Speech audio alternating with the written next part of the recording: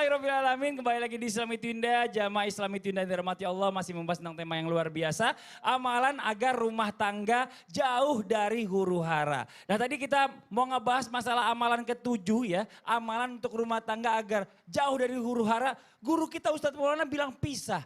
Ustadz jangan begitu dong. Masa amalan bikin kita seuzon?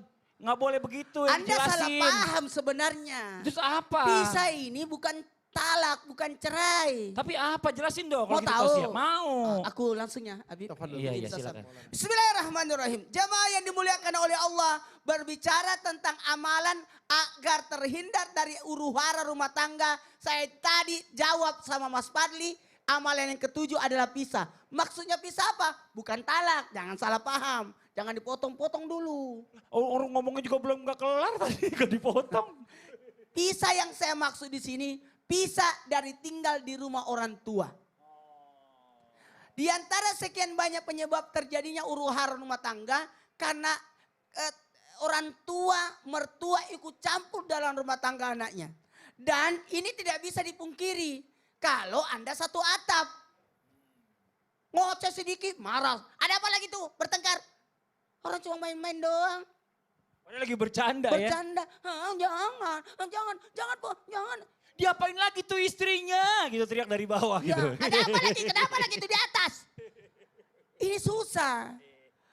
Kalau mau mertua, orang tua tidak terlibat, sebaiknya jangan tinggal di situ. Pisah. Makanya saya jawab pisah. Pisah, pindah dari rumah orang tua atau mertua. Ingat ya, mohon maaf tanpa menggurui. Kalau tinggal di rumah mertua orang tua, susah kentutnya. Pelan-pelan, dikit-dikit dicicil. Mohon maaf, kadangkala istri itu dia mau mengatur rumahnya sendiri kasihan. Dia mengatur perabotnya, dia mau masak sesuai seleranya. Tapi karena tinggal sama mertua, tinggal sama orang tua, selera umum yang dipakai. Selera umum, selera mertua. Ingat ya, tidak ada penyakit turunan, yang ada kebiasaan turunan. Kebiasaan gulanya begini banyaknya, makanya suka begini. Ikut-ikutlah. Tadinya dia tidak suka makan jengkol, ikut-ikut makan jengkol. Tadinya tidak suka makan buah, tapi tak ikut karena kebiasaan. Makan pete maksudnya. Jadi itu mohon maaf, maka salah satu kewajiban suami, camkan ini suami. Sasam. Siap bos. Sasam, mana kamera? Lari ke Sasam dong kameranya. Siap. Salah satu kewajiban suami, sebagai suami, siapkan hunian yang layak buat istri. Siap Ustaz. Rumah. Dan rumah itu harus atas nama istri. Siap Ustaz. Rumah kedua nanti lah insya Allah. Yang pertama udah terlanjur karena bikinnya sebelum nikah Ustaz. Oh gitu ya? Iya dong. Balik nama butuh biaya Bisa, Ustaz. bisa, Butuh biaya. Bisa lah, Itu bisa perjuangan kali. sebelum Balik menikah, nama Ustaz. bisa lah. Ya Allah, resek banget. Yang pertama aja belum kelar. Lama dong. Jadi mohon maaf, wanita butuh rumah. Wanita butuh privasi. Wanita butuh penjagaan. Privacy. Ya, itu itu. tulisannya privacy. Privasi. Wanita butuh penjagaan. Wanita butuh pengaturan. Dia mau mengatur. Dia mau ganti. Dan ingat. Ada yang tidak mungkin terpikirkan. Wanita itu kadang-kala mau pakai daster di rumah. Mau berleah-leah santai-santai. Mungkin jam 10 baru aku masak. Mungkin jam 12 baru aku nyapu. Tapi kalau di rumah mertua enggak enak. Dikiranya malas padahal sudah ada treatmentnya. Ya hari ini saya kerja. Jadi kadang-kala tidak sama. Jadi mohon maaf tidak boleh ada 2 dapur dalam satu rumah. Jangan pernah ada 2 dapur satu rumah. Lebih baik tinggal kontrak.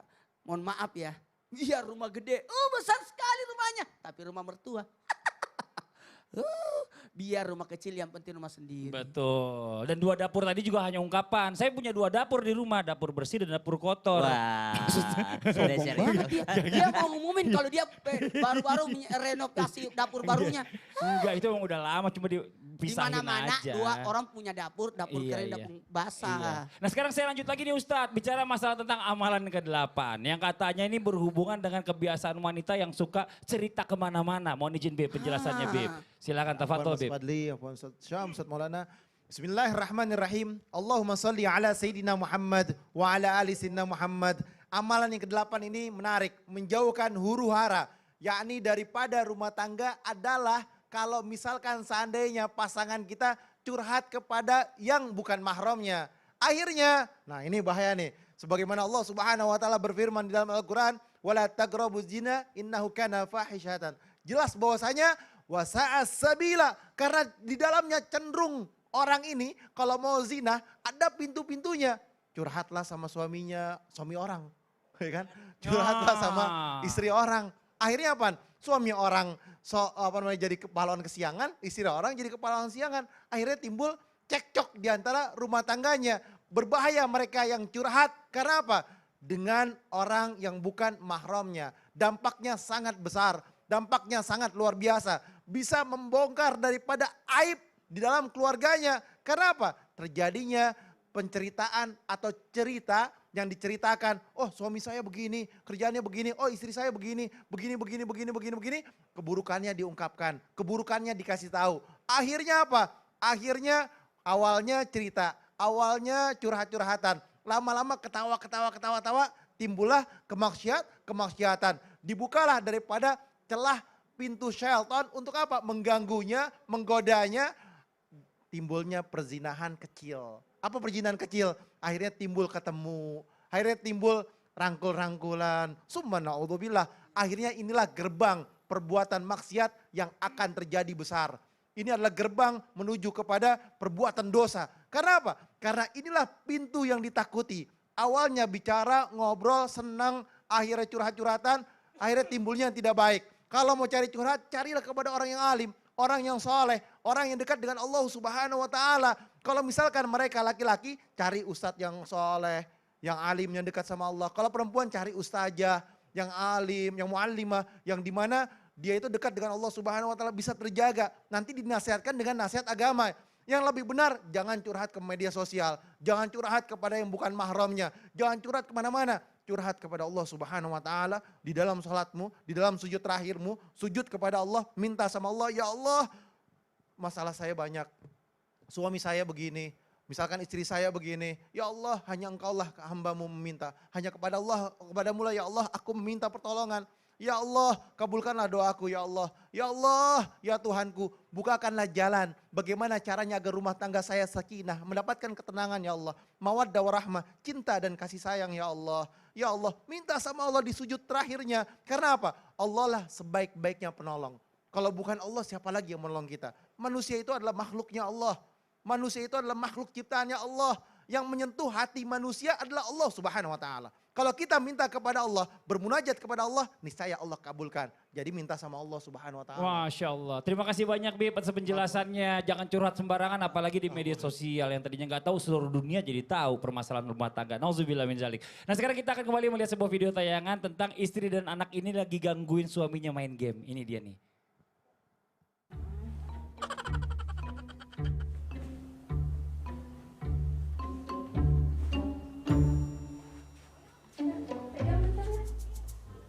Jangan astagfirullahaladzim.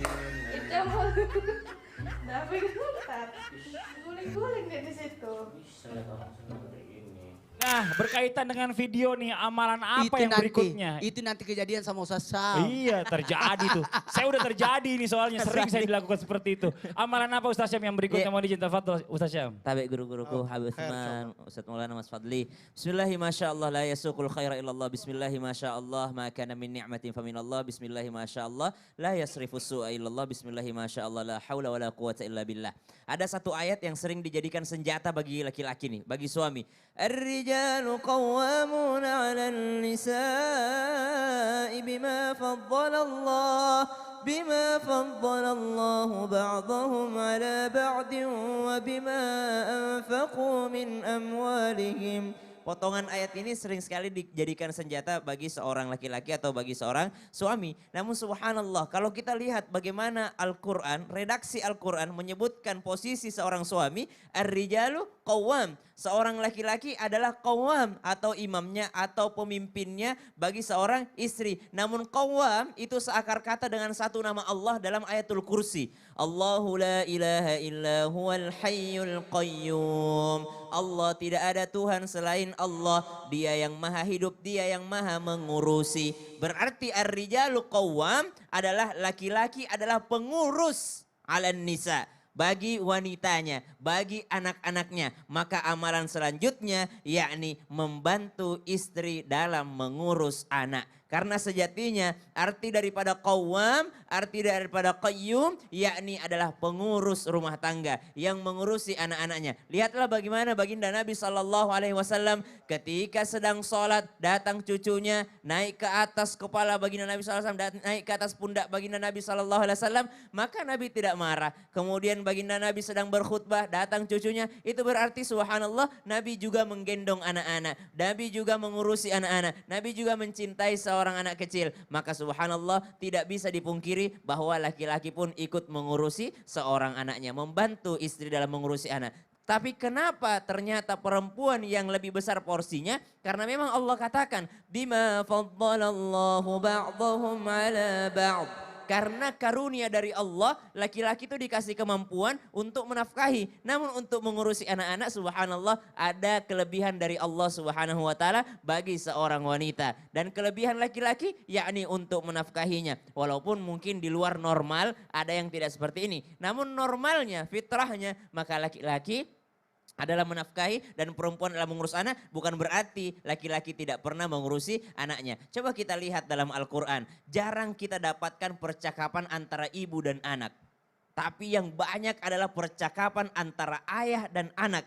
Lihat bagaimana Luqmanul Hakim berbincang dengan anaknya. Wa idh qala Luqmanu libnihi wa huwa ya'idhuhu ya bunayya la tusyrik billah. Luqman berbicara dengan anak-anaknya. Kemudian Nabi Yusuf alaihissalam curhat kepada bapaknya. Bukan curhat kepada ibunya ketika mendapatkan mimpi. Subhanallah. Nabi Ismail alaihissalam bukan curhat kepada bundanya. Tapi Nabi Ismail alaihissalam curhat kepada bapaknya. Dan bapaknya pun ngobrol kepada anaknya. Anakku, saya lihat dalam mimpiku saya menyembelihmu. Bagaimana pendapatmu? Anaknya pun membalasnya. Maka subhanallah tidak bisa dipungkiri bahwa amalan selanjutnya untuk menjauhkan daripada prakara atau prahara rumah tangga atau huru-hara rumah tangga yakni membantu istri mengurusi anak. Maka kita lihat bagaimana Al-Quran mengatakan ku anfusakum wa ahlikum nara. Jaga dirimu dan keluargamu daripada api neraka. Wallahu ta'ala alam. Nah ini penting banget bener ya. Siap. Kemarin saya belum lama habis ngobrol-ngobrol sama psikiater juga. Ternyata memang peran suami itu penting banget untuk Masya memberi support Allah. kepada istri. Kalau enggak nanti istrinya depresi, ada penyakit yang cenderung sampai menyakiti anaknya. Karena gini, Nauzubillah min dzalik. sosok anak itu Iya. butuh figur ayah. Betul. Jadi sesibuk apapun ayah, Iya. sebaiknya terlibat. Masya Allah. Ustadz tapi mohon izin sebelumnya Akhirnya ya. Saya keluar dulu sebentar. Ada teman saya datang. Habib mohon izin sebentar iya, Ustadz iya. Syam. Saya ke depan dulu sebentar ya. Iya. Assalamualaikum. Waalaikumsalam warahmatullahi wabarakatuh. Wabarakatuh. Wah, assalamualaikum Diana Ayu. Waalaikumsalam Apa Fadi. kabar? Alhamdulillah. Gimana? Aku izin sapa-sapa dulu ya. Oh iya boleh. Assalamualaikum Masya Ustadz Allah. semua. Iya, jadi gimana keluarga? Ngomong-ngomong lagi hamil anak ketiga katanya. Alhamdulillah dapat rezeki lagi. Masya Allah, senang banget. Masya Allah. Tapi ngomong-ngomongnya aku Iya. dari tadi mendengarkan juga loh bahwa tema hari ini sungguh luar biasa. Masya Allah. Mengingatkan aku dan juga jamaah di rumah pastinya untuk membangun hubungan suami istri agar tetap sakinah, mawadah dan juga warohmah Masya insya Allah. Nah selain menjaga hubungan, kalau aku nih pastinya memilih produk yang baik juga untuk suamiku dan pastinya keluargaku. Dan makasih banyak loh Fadli karena kemarin udah ngasih tahu aku pasta gigi yang cocok untuk aku dan suamiku. Wah, alhamdulillah kalau cocok untuk kamu dan juga suami. Jadi semakin yakin kan untuk pakai Sasha pasta gigi halal bersiwak. Pasta gigi Sasha ini mengandung serpian siwak asli yang berfungsi sebagai antibakterial alami untuk melawan bakteri penyebab plak, gigi berlubang, dan juga bau mulut. Selain itu, diperkaya juga dengan ekstrak daun sirih untuk nafas lebih segar. Masya Allah bener banget. Nah waktu itu Fadli saranin aku untuk pakai ini. Aku dan suami gak ragu nih untuk langsung beralih ke pasta gigi Sasha. Karena selain banyak manfaatnya produk ini sudah pasti halal. Bener kan Fadli? Wah Masya Allah, Insya Allah halal dan aman. Karena pasta gigi Sasha ini tidak mengandung alkohol dan bahan lainnya yang berasal dari hewan. Jadi sudah terjamin kehalalannya. Bahkan Syasha ini mengandung bahan alami yang disunahkan oleh Rasulullah Shallallahu Alaihi Wasallam. Masya Allah. Nah selain menjaga kebersihan mulut bisa membawa kebaikan juga untuk kita. Nah untuk jamaah di rumah udahlah nggak usah ragu lagi untuk langsung beralih ke pasta gigi Syasha. Betul sekali ini Dian ya. Karena sudah saatnya nih kita beralih ke pasta gigi yang sudah terjamin kehalalannya. Syasha, pasta gigi halal bersiwa. Insya Allah sehat dan berkah. Alhamdulillah. Nah buat jamaah yang ada di rumah nih ya, jangan kemana-mana. Setelah ini akan ada segmen tanya dong Ustadz lagi nih. Jadi yang belum mengirimkan pertanyaan langsung kirimkan aja pertanyaannya seputar keluarga atau mungkin permasalahan-permasalahan keluarga. Jadi jangan pindah-pindah channel, tetap di Islam itu Indah. Jamaah, oh jamaah, alhamdulillah. Jadi gitu ya, di rumah udah pakai semua ya? Udah dapat bersihnya, dapat pahalanya juga. Masya Allah. Iya. Dan pahala kita juga dilipat gandakan insya Allah sama Amin, Allah. insya Allah. Karena ada siwaknya kan sunnahnya Betul, Nabi. betul. Waduh.